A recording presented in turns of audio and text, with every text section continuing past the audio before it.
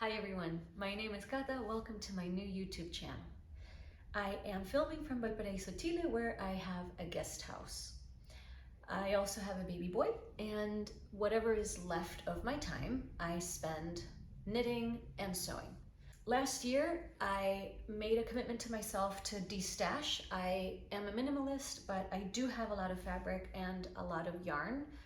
Well, I don't think it's a lot, but for the amount of space I have, it is a little more than it should be. So the objective of this channel is to keep a sort of diary of the things I make this year. I know we already have 20 days that have flown by, at least for me, and I have made a couple of things, so I want to continue with that energy. So with no further ado, I'm going to show you what I have and what I plan to make with it.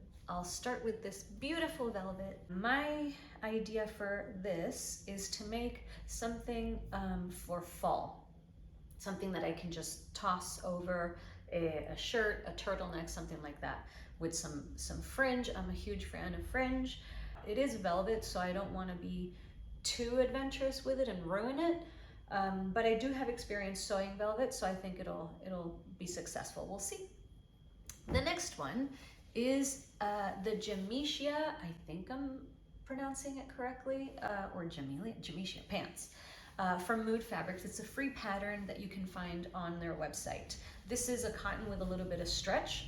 I've never made pants, at least not for myself. So that's a bit of a challenge, and that's one of the challenges I want to take on this year.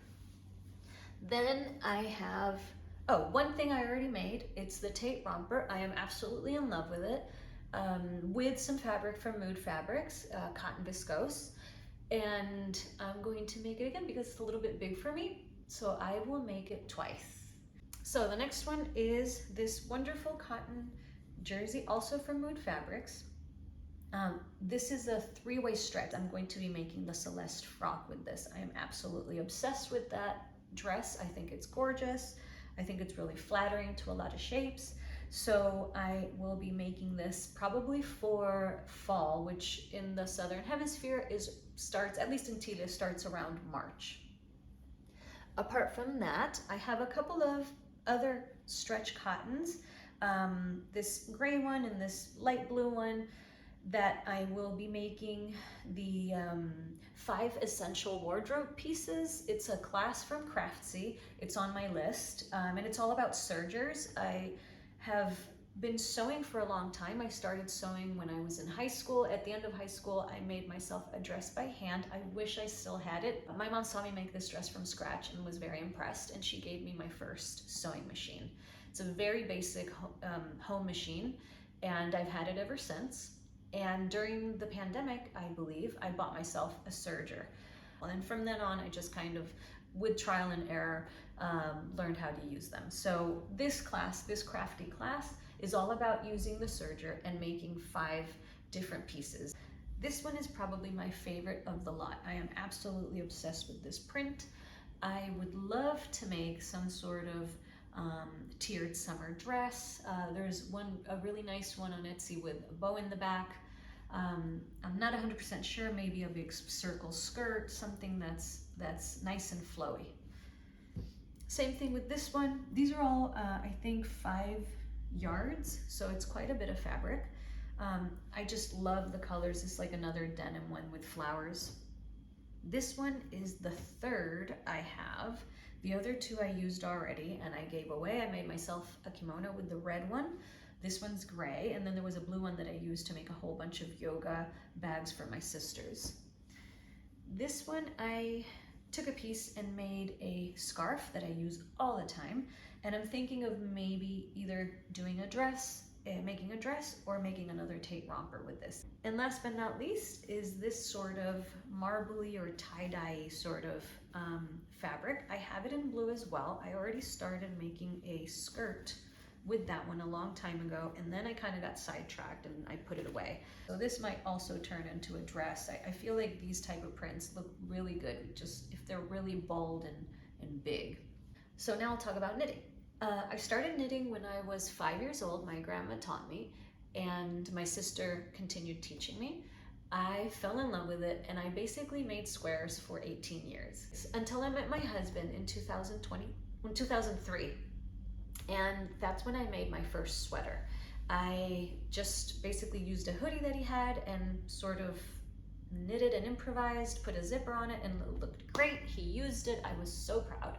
And that started my my sort of self-taught journey of knitting. During the pandemic, our guest house was shut down for 18 months. Chile had one of the most strict rules around the shutting down of the country. It was crazy. And we had a lot of free time. So, because at that time we didn't have Macs. So I did a lot of knitting during that time, and I started designing. I put out several designs on my website. Some of them I need to rewrite. It's really nice to see them being made by people, and I honestly can't believe some people have actually been able to follow some of them, because, you know, they could be better, let's just say that. During the pandemic, I was able to write 2 patterns that were actually published in a local magazine called Revista La Hebra. One is a poncho that you can customize, and the other one is a nice neck warmer that's really quick to knit up and is a great de-stasher. Normally what I do with all the leftover yarn is to make sweaters for babies so that I can donate them during winter. I have 4 projects for this year that I would love to make, and I hope I can do. I already started with one. I am recycling some 24/7 cotton that I used for the Anchor summer shirt by Petite Knit. I made that sweater a long time ago, and instead of making it a shirt, I made it a sweater. I thought it came out really nice, but then I never wore it. It just didn't hang very nicely. It was a little stiff because of the material. So I unraveled it a couple days ago, straightened it, and now I'm making the halcyon sweater, which is a pattern that is relatively new, but I knew I wanted to make something airy and nice and light for summer. So I'm super excited about it. And I started it last night, and I'm hoping I will have it done in 10 days. For the rest of the year, I want to do 3 projects.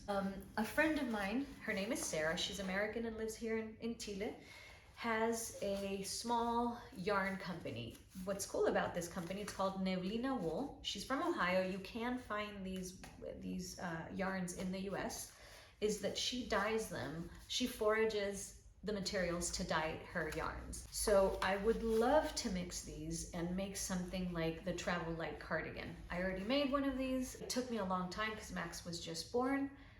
So that's why I'm a little I just don't know how long it's gonna take and if I'll be able to make it, but that would be amazing. The next one is a brioche from a book called Strikketoch or Strikketosh. I'm not sure how to pronounce that, so forgive me if I am butchering the name. Last but not least is this really pretty fingering yarn in like a sort of a denim color. And my idea with this is to make a something for the beach. This is one of my own designs. I've already been swatching, and that's all I'm gonna say. So if you've come with me this far, thank you so much for following along. I hope that you'll stick around. I will be making more videos at the end of each month to kind of summarize what I was able to make, what were the successes, what were the failures, maybe some tips of things that I learned along the way. They won't be proper tutorials, but I will be talking about the process itself. And if you like the video, please subscribe. If you have a channel, I would love to follow you back. I hope you liked this video. I hope I see you in the next one. Ciao.